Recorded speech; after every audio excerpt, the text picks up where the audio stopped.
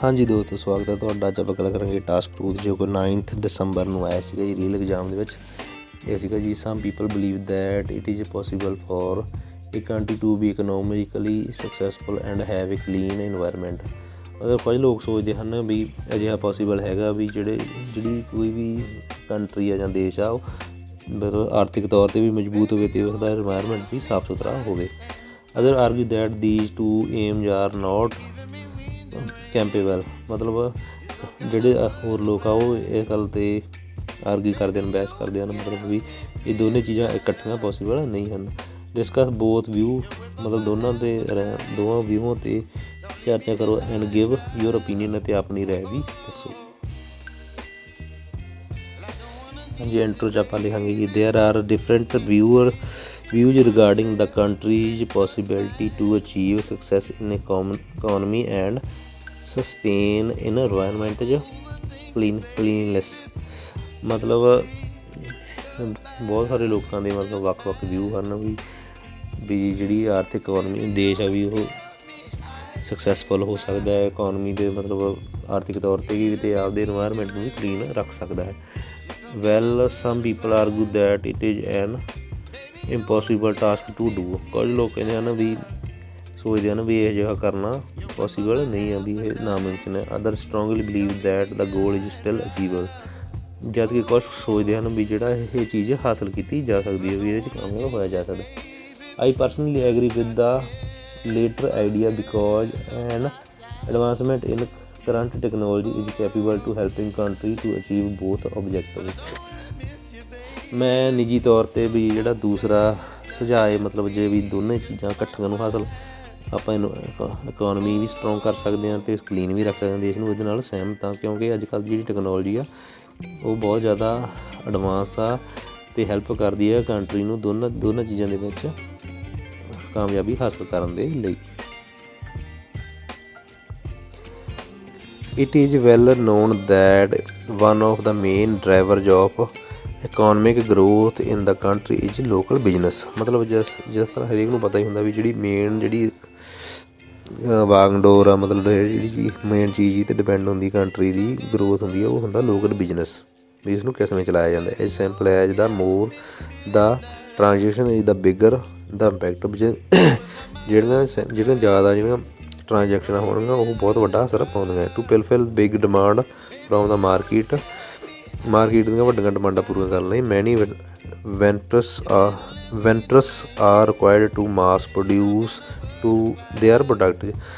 ਜਿਸ ਕਰਕੇ ਬਹੁਤ ਸਾਰੇ ਲੋਕਾਂ ਨੂੰ ਜ਼ਿਆਦਾ ਪ੍ਰੋਡਕਟ ਪੈਦਾ ਕਰਨ ਦੀ ਲੋੜ ਹੁੰਦੀ ਹੈ। ਐਨ ਐਡੀਸ਼ਨ ਟੂ ਦੈਟ ਇਸ ਨੂੰ ਧਿਆਨ ਵਿੱਚ ਰੱਖਦੇ ਹੋਏ heavy supply chain and logistic network are initial to them for reaching more customer.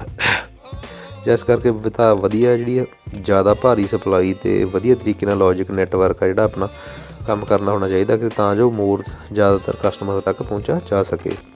ਕੌਂਸਟੈਂਸਲੀ ਉਦਾਹਰਨ ਵਜੋਂ the high number of energy resources is needed to fully support these activities. ਇਹੋ ਜਿਹੇ ਕੰਮ ਕਰਨ ਵਾਸਤੇ ਬਹੁਤ ਸਾਰੇ ਜਿਹੜੇ ਐਨਰਜੀ ਦੇ ਸਰੋਤ ਆ ਉਹਨਾਂ ਦੀ ਲੋੜ ਪੈਂਦੀ ਹੈ, ਤਾਂ ਜੋ ਇਹੋ ਜਿਹੀਆਂ ਐਕਟੀਵਿਟੀਆਂ ਹੋ ਸਕਣ। And many developing countries choose fossil based sources more due to availability and producing capability.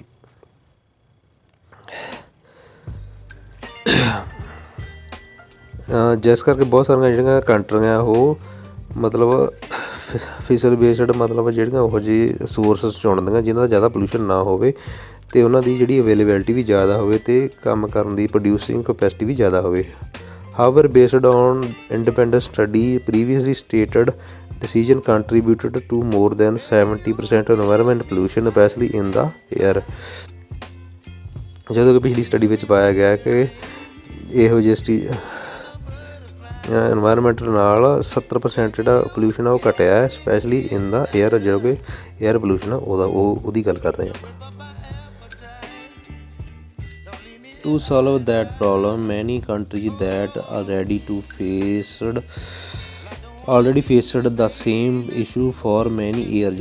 ਮਤਲਬ ਜਿਹੜੀ এনवायरमेंट ਦੀ ਜਿਹੜੀ ਇਹ ਪ੍ਰੋਬਲਮ ਹੈ ਇਹਨੂੰ ਸੋਲਵ ਕਰਨ ਵਾਸਤੇ ਬਹੁਤ ਸਾਰੇ ਦੇਸ਼ਾਂ ਦੀ ਇੱਕੋ ਹੀ ਇਸ਼ੂ ਆ, ਮਤਲਬ ਪ੍ਰੋਬਲਮ ਆ ਜਿਹੜੀ ਕਈ ਸਾਲਾਂ ਤੋਂ ਚੱਲਦੀ ਆ ਰਹੀ ਆ। Started to move to greener policy, ਜਿਸ ਕਰਕੇ ਉਹ ਗ੍ਰੀਨਰੀ ਵੱਲ ਜਾ ਰਹੇ ਆ, ਵੀ ਹਰੇ ਭਰੇ ਦਰਖਤ ਲਗਾਓ, ਇਹ ਗ੍ਰੀਨਰੀ ਵੱਲ ਜਾ ਰਹੇ ਆ। On the top of growing their economy, ਜਿਸ ਕਰਕੇ ਉਹਨਾਂ ਦੀ ਗਰੋਥ ਆ ਇਕੋਨਮੀ ਗਰੋ ਹੋ ਰਹੀ ਆ ਉੱਪਰ ਵੱਲ। They are challenged to find better alternative, ਮਤਲਬ ਉਹ ਇੱਕ ਵਧੀਆ ਆਲਟਰਨੇਟਿਵ ਲੱਭ ਰਹੇ ਆ ਜੋ ਪੋਲਿਊਸ਼ਨ ਘੱਟ ਕਰੇ। That also sustain that environment and ਜਿਹੜਾ এনवायरमेंट ਨੂੰ ਸਹੀ ਰੱਖੇ। ਐਂਡ ਦੇ ਫਾਊਂਡ ਜਿਹੜਾ ਕਿ ਉਹ ਲੱਭਿਆ ਡਿਸਪਾਈਟ ਡਿਫੀਕਲਟੀ, ਜਿਹੜਾ ਕਿ ਕਾਫੀ ਜਿਹਦੇ ਵਿੱਚ ਮੁਸ਼ਕਿਲ ਵੀ ਹੋਈ ਹੈ। With the help of technology, technology ਦੀ ਮਦਦ ਨਾਲ ਇਹ ਸੰਭਵ ਹੋ ਸਕਿਆ। Some of them start to migrate, ਜਿਨ੍ਹਾਂ ਵਿੱਚ ਬਹੁਤ ਸਾਰੇ ਲੋਕਾਂ ਨੇ ਮਾਈਗ੍ਰੇਟ ਕਰਨਾ ਸ਼ੁਰੂ ਕੀਤਾ, ਮਤਲਬ ਇੱਕ ਜਗ੍ਹਾ ਤੋਂ ਦੂਜੀ ਜਗ੍ਹਾ 'ਤੇ ਜਾਣਾ ਸ਼ੁਰੂ ਕੀਤਾ। Cleaner option for energy power plant, ਮਤਲਬ ਜਿਸ ਕਰਕੇ ਵੀ ਬਿਨਾਂ ਪੋਲਿਊਸ਼ਨ ਤੋਂ ਐਨਰਜੀ ਪ੍ਰਾਪਤ ਕੀਤੀ ਜਾਵੇ, ਪਾਵਰ ਪਲਾਂਟ ਕੀਤੇ ਜਾਣ। ਸੱਚ ਹੈ ਜਾਂ ਨਿਊਕਲ ਬੇਸਡ ਐਂਡ ਬਾਇਓਮਾਸ ਬੇਸਡ, ਜਿਹਦੇ ਵਿੱਚ ਉਹ ਨਿਊਕਲੀਅਰ ਅਤੇ ਬਾਇਓਗੈਸ ਵਰਗੀ ਐਨਰਜੀ ਸ਼ਾਮਲ ਹੈ। Additionally many countries also utilise the new available electronic transportation modes for handling the distribution, ਮਤਲਬ ਜਿਸ ਕਰਕੇ ਬਹੁਤ ਸਾਰੇ ਜਿਹੜੇ ਦੇਸ਼ ਆ ਉਹਨਾਂ ਨੇ ਜਿਹੜੇ ਬਿਜਲੀ ਵਾਲੀ ਵਾਹਨ ਹੁੰਦੇ ਆ, ਜਿਹੜੇ ਬਿਜਲੀ 'ਤੇ ਚੱਲਣ ਵਾਲੇ ਟਰਾਂਸਪੋਰਟੇਸ਼ਨ ਆ, ਉਹਦੇ ਵੱਲ ਰੁਖ ਕਰਨਾ ਸ਼ੁਰੂ ਕੀਤਾ ਹੈ। These policies have proven successful in reducing the pollution from industrial of to only 15% ਪਰ 2013 ਰਿਸਰਚ ਇਨ 10 ਯੂਰਪੀਅਨ ਕੰਟਰੀਜ਼, ਮਤਲਬ ਇਸ ਪੋਲਿਸੀ ਨਾਲ ਥੋੜ੍ਹੀ ਜਿਹੀ ਜਿਹੜਾ ਪੋਲਿਊਸ਼ਨ ਆ ਉਹ ਘੱਟ ਹੋਇਆ 15% ਵਾਂਗੂ। 2013 'ਚ ਰਿਸਰਚ ਹੋਈ ਸੀ ਯੂਰਪ ਦੀਆਂ 10 ਕੰਟਰੀਆਂ ਦੇ ਵਿੱਚ। ਕਨਕਲੂਜਨ 'ਚ ਆਪਾਂ ਲਿਖਦੇ conclusion despite the challenge with the support of current technology, ਮਤਲਬ technology it is possible for country to achieve an economically successful state well sustain the level of environmental cleanliness, ਮਤਲਬ ਇਹ ਥੋੜ੍ਹਾ ਜਿਹਾ ਔਖਾ ਤਾਂ ਹੈਗਾ ਪਰ ਟੈਕਨੋਲੋਜੀ ਦੀ ਮਦਦ ਨਾਲ ਇਹ ਚੀਜ਼ ਪੋਸੀਬਲ ਹੋਈ ਹੈ ਵੀ ਹਰੇਕ ਦੇਸ਼ ਜਿਹੜਾ ਇੱਕ ਆਰਥਿਕ ਤੌਰ 'ਤੇ ਸਕਸੈਸਫੁਲ ਵੀ ਹੋ ਸਕਦਾ ਅਤੇ ਆਪਦਾ এনवायरमेंट ਦੀ ਜਿਹੜੀ ਸਫਾਈ ਹੈ ਉਹਨੂੰ ਵੀ ਉਹ ਮੇਨਟੇਨ ਰੱਖ ਸਕਦਾ ਹੈ।